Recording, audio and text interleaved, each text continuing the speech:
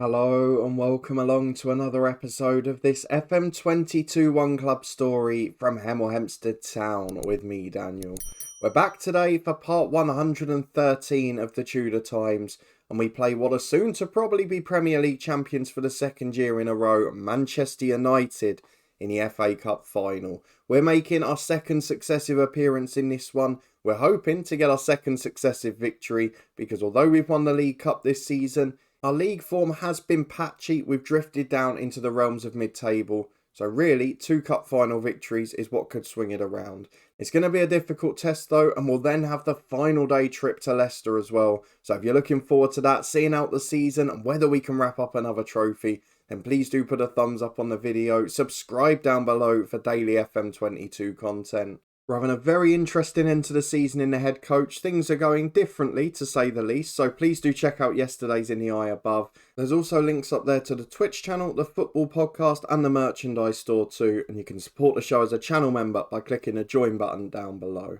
But thank you as always for watching as we come back for the final game of the Premier League season. But first, the FA Cup final. Now, this is much more difficult on paper than last year's. Manchester United did win the Premier League last year, are a top-class side, but we've always got a chance because at Wembley Stadium we have been exceptional, as was proved again by sneaking the Carabao Cup earlier this season. So let's go and have a look at the schedule of what's been happening since you were last with me. There's not been a huge amount of other news off the pitch. Of course, you were here as we fell against Bilbao in the Europa League and against Newcastle in the Premier League. We had a much more comfortable home victory against Leeds, a nice result, a nice performance, but it was largely a backup side ahead of this one. It was Mayer and Abraham who got the goals, and again, some of the youngsters getting off the bench late on. So we're in decent shape because we got the victory, we changed the dynamics round after what had been 4 defeats in 5, albeit not helped by a ridiculous schedule, particularly that Watford one, which still annoys me. If we have a look at the dynamics, it's edged back up. The club atmosphere's back into the good, back in the green, and things are looking nice. We obviously had a look in the last episode as well of a couple of incoming summer signings. We talked about Tyrese Ricketts, who we'd finally been able to nail down for the summer. Well, Luiz has now agreed to join as well, the young midfielder. He's going for a work permit, so we'll hopefully get to see him in a couple of months' time. And if you haven't seen these lads yet, and you don't know why we're signing them, you can find us meeting them in the last episode. But with that done, let's go straight into the first game. It's the FA Cup final. It's a massive event. United are the Premier League champions at the moment. It looks like they probably will be next week as well. I will say the same as the head coach a year or so ago. There's still a certain player in the team because we're on the original database. I've renamed them, but they are still in there. And they've still got a few of the older heads as well. Of course, this is a club we've managed in the head coach. And we saw that they had a really old squad. And the same is the case here. If we go in terms of age, they've got quite a few over 30s, albeit not quite so bad. But Rashford is still in there as well. Inacio always seems to end up here. And one of the ones who scored against us a lot this year is Jamal Musiala, so we'll keep an eye on him. But they have got Makoko, who at the age of 29 is no longer their first choice striker. I mean, he's made 7 appearances for them this season. That's how good they are. He's better than probably any striker we've got. So let's go and get through the tactical meeting. The Premier League we're not going to worry about today. We are going to be in a scrap between 8th and 10th on the final day. But it's a top half finish. There's the one positive. So let's get through the meeting. Let's get and pick our team. What are we going to go for today? Certainly as many changes as we can because we want to go back to our first team. We rested everyone against Leeds. So sell out at Wembley Stadium. Let's see what the assistant's gone for. And then we'll compare it to what we'd like to pick. And actually, the first 11 is pretty much spot on. We would have liked to have had Dwight McNeil back. We probably do have to chuck a keeper on for this one. And we've got a few of those who played on Wednesday night who aren't quite fit. So that does mean that the bench is going to look a little different. Terry Clark will come in for Scott Egan. But aside from that, I'm going to stick with what he's done. That means in goal, we've got John Moore between the sticks. So often the Wembley hero for us in recent seasons. Delgado and Chauvin the fullbacks. I'll apologise for my voice again. I was obviously at Huddersfield Luton on Monday. It's not helped. Hannafan and Striker at centre-half. Arlan, Moreira and Du and Martin the midfield diamond. And Enrica and Torres up front. We've won a League Cup at Wembley despite playing woefully this year. We won an FA Cup semi-final despite not playing that well. Well, what can we do this time around? We're playing the best side in England on paper. Can we get a result? Let's go and find out. Well, just the 11 changes for us from the midweek game. 5 for Manchester United, which if they played in midweek might actually help us. We'll have to see when their last game was. They have got a certain player up front, but Marcus Rashford is the one we'll focus on. Obviously a hero for us in the head coach for a number of years, as was Inacio, a centre-half. So it'd be nice to see what they're like in this alternate universe. But let's go and get through. Try and get it for the fans because they're the ones who have been fantastic for us. Into the first half of the FA Cup final. Can we do it back to back? Be one hell of an achievement. Let's go and see if we can. Well, been a quiet first quarter of an hour as we're back at 17 minutes. Keeping the ball okay. We did have a little injury knock to Torres, but he's recovered from that. It was just a bruise. As Rashford's put his man in, it's a good save from John Moore. And it's a corner kick United. We've got to be aware of their threat on the attack. They've got Moukoko on the bench, so they're going to have changes that can make a difference at all parts. Of course, they are the only side in this Save United who have beaten us at Wembley. That was in the Community Shield, the first game of the season. They absolutely battered us. It was 3-0 in the end, could have been more. But here, we've got to try and get the right reaction. So far, we're doing what we did in the League Cup final. We're doing what we did in the FA Cup semi-final. We're getting beat on the stats. We're getting outplayed. But we're keeping it 0-0, and that's all that matters. As Torres flicks on a goal kick to absolutely no one. Fabian picks it up at right back, and United can start again. Down the right-hand side it goes, but it's intercepted by Delgado. Torres finds Ricker, shoots from distance. Just over the bar, onto the roof of the net. It's a wonderful effort. And for all of the dominance our opponents have, they just cannot put us away on this pitch. There's something in the water as we get into the half-time break. It's 0-0. We've had no shot on target. Manchester United have battered us. But look who the star man is again. John Moore, the only one with a big rating. Into the second half we go. The goalkeeper wants to be a hero. There's something about it. Hemel Hempstead keepers and Wembley. I'll say it every time. As Chauvin throws in on the right to Ricker. Can we start the second half a bit better here? Arlan goes back to Hanifan in the centre circle. To Striker. Gives it away, but Arlan wins it straight away. It's excellent work. Really backing up their teammates there as it comes to Delgado and Hanifan. Delgado, they're pressing really high here, United. Soon as we get to halfway, they go, but they've left space in behind. Arthur Ndu makes the run, and VAR may or may not allow us to have a 1-0 lead in the FA Cup final. The goal, it stands. The first shot on target Hemel Hempstead Town have after getting battered for the majority of the game. What is it with this stadium, honestly? As United go long over the top, Hanifan can't get there. Striker's trying to cover across. Does really well. That is excellent defending. Gives it to Arthur Ndu. Oh, I can't accept it. How good are we at Wembley? Please let us win. As Ndu makes the run again. It's just a long ball over from Chauvin. Oh, he's at the post. Should have been two. Should have been the moment. And it's cleared away. We've still only had one shot on target. But my words, we always find a way here in the big games.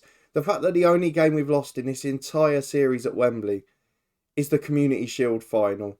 It speaks volumes. The FA Trophy, we were underdogs. Playoff games, we've defeated the odds. How we won the National League playoff final, I'll never know. The Championship one was even worse, nicked it on penalties. And even the League Cup this year, as Moreira's in, and United have got one down. They've left loads of space in behind. And our midfield runners are taking advantage. What a goal. Arlan puts it over the top. Moreira makes the run. It's actually been poor in recent weeks. Goes round the keeper. He's so composed. 2 shots on target. 2 goals. And I think the FA Cup is coming back to Hemel Hempstead again. We've got just over 15 minutes to go. There's a few tired legs in here, so let's go and make some changes. We've got Carlos Torres, who's not really got into it. He's going to be replaced by Tammy Abraham. Possibly his last appearance for the club. We know we've got a replacement coming in the summer. Miguel Coronel, I'm tempted to bring him on, but do I want to bring any of this midfield off? Not really, to be honest. So I'm going to take off Chauvin for Jose, and I'll save the last sub 5 more, because if United get one back, I want to go to our 5-4-1.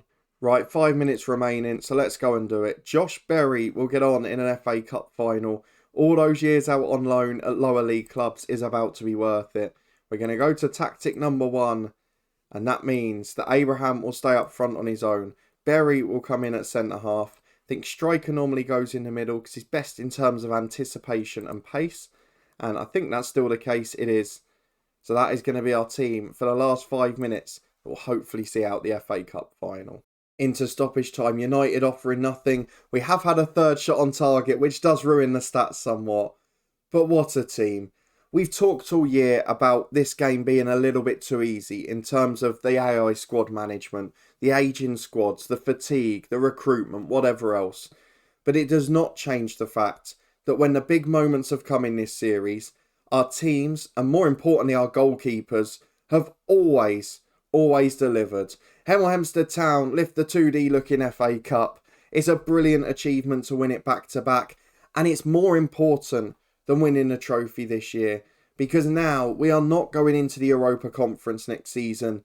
We are going back into the Europa League, and that in itself is an incredible effort and will make a big difference to who we can sign in the summer, albeit we've done half of our work already.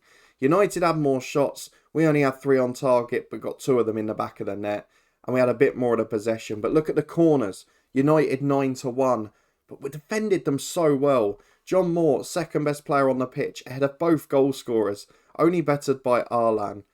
I mean, this team knows no bounds. They're absolutely brilliant. And for the first time in 17 years of playing FM, starting from FM05, I genuinely believe that starting as a semi-pro team in the bottom league, I could win the league or Champions League with this side. Something I've never done before. So let's get through the dressing room. The lads deserve the praise. It's Europa League next season. A bit of extra money, a bit of extra pull. And more importantly, knowing the journey we're going on, another trophy in the cabinet. That's 3 in 2 years, our first 3 big ones. 2 FA Cups, 1 League Cup.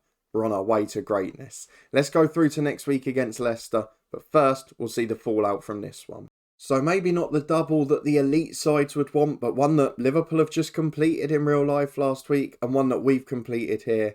And from where we were with Hemel Hempstead Town, this is a massive sign of progress. Winning domestic cups is that next stage, to do it consistently rather than as a one-off. And now we're into Europe every year as well, which is great. Although, I can't see anything. There it is. I was about to say that we haven't got into the Europa League, but we have. We're now into the group stages. We're the overachievers again in the competition, which I feel is a little bit harsh because we should be rated higher than we are. Carlos Torres picks up a knock but will be fit again by next week, as should Charlie McNeil for the bench. But what a day, what a night out at Wembley, and Arlan, what a man, he's come of age. 2 assists, a big cup final performance, another superstar in the making. See you for Leicester in a week's time. And here we are, the final day of the Premier League season, and the good news is we can just relax a bit really. There's no pressure on this for us. We've won 2 competitions, we've done brilliantly outside of the league. The league table itself is a little bit bizarre. Liverpool and Manchester United both still going for the title, and between them, they've won it the last 5 years. Technically, Arsenal could still win it as well if it goes really pear-shaped. So, 3-horse race to the final day. City and Southampton battling it out for the last Champions League spot, both having a big revival after last season. And now Chelsea and Newcastle, thanks to our FA Cup win, are battling it out for 6th and Europa Conference football that comes with that. There's also a situation of 2v3 from the bottom, but Leicester and us are not involved in any of those battles. So we can all just relax and enjoy ourselves. It will be 8th, 9th or 10th for us. Of course, the higher the better financially. We've got 1 more year after this before our new stadium, and that's when we can actually start to compete. So let's go and get into it. I'm going to stay relatively strong for this one. I don't want to be in a position where we lose 3 or 4 come the end of the year. So let's try and get ourselves a good result. Leicester must have a new stadium. They've got 50,000 fans in. I'm going to tweak the bench, maybe more than the 11 here. And then we'll be back in a moment to run through the team. Okay, this is what we've gone for. So the only slight surprise and the only change in fact to the starting 11 is that Charlie McNeil comes straight back in from the start after injury. Torres will be on the bench because he's not quite fit. And then depending on how the game's going at half time, we'll decide whether to bring Torres or Abraham on for the second half. Otherwise, it's the same 11 that played in the FA Cup final. Couple of extra subs, but I want to finish on a high. For a couple of months now, we've had the active decision to not concentrate on the league because we were fighting on all 3 cup fronts. Now we've wrapped 2 of those cups up domestically. We've gone out of Europe at the semi-final stage. We've done brilliantly though, and it's going to help our coefficient. Now we can focus on a league game and show the fans what might have been if we had a good schedule and could have played this lot all season. So into the final game of the season we go. It's Leicester versus Hemel Hempstead Town. We'll keep an eye on the other news at both ends of the table too. Well, correct me if I'm wrong here looking at the starting lineup from Leicester. I think they've only got one original in there, or one original real player in the starting 11, which is Ozan Kabak in defence. There's a lot of good new gens in the side, but they are quite a young team this year. They've had a big regeneration, and that's perhaps why they've had a slightly more inconsistent year. There's still some more experience on the bench, the likes of Max Aarons and Wilfred Ndidi, among others. But for us, it's a very strong side. We are on paper now looking at a Leicester game and saying, we've got a better team than this on paper. And that's a sign really of how far we've come as a club. So let's get through to the final game of the season, see how these boys perform. We will have our end of season review next time out. We'll have a look at the players this time, because a lot of you want to see how they've developed, and some of these have become real stars. But we've got a corner to defend here, headed away at the front post by Moreira, the cup final hero. He releases Charlie McNeil. Inside to Moreira again, through ball to Ricker. It's a brilliant one too, into the box, rounds the keeper. That is the power of the young team on the counter-attack. Wonderful pass from Moreira. Brilliant finish from Ricker. And I think that's his 30th goal of the season in all competitions. If not, it's his 29th and he's getting close. First shot on target, first goal. Seems to be the pattern today. We're taking all our chances. It was our only shot in the whole half. Leicester have had a fair few. We've had less possession. We've had less corners. But we lead 1-0. And again, that's all that matters with this side. But just looking at the other battles, United look like they've wrapped up the title. Arsenal actually going above Liverpool in second as it stands. And City seem to be wrapping up fourth as we've got a free kick in. What on earth is the keeper doing? Caught in no man's land, came for the ball, misjudged the flight. Hanifan heads into the empty net. That is now 2 shots, 2 goals. It is the FA Cup final all over again. Yeah, City 2 up, Southampton 3 up. They're going to need a few more to catch the goal difference. We're going to make some changes as at the bottom, Birmingham are drawing, which isn't enough. Bournemouth are losing, they're down. And Sheffield United are drawing, which at the moment is enough for them.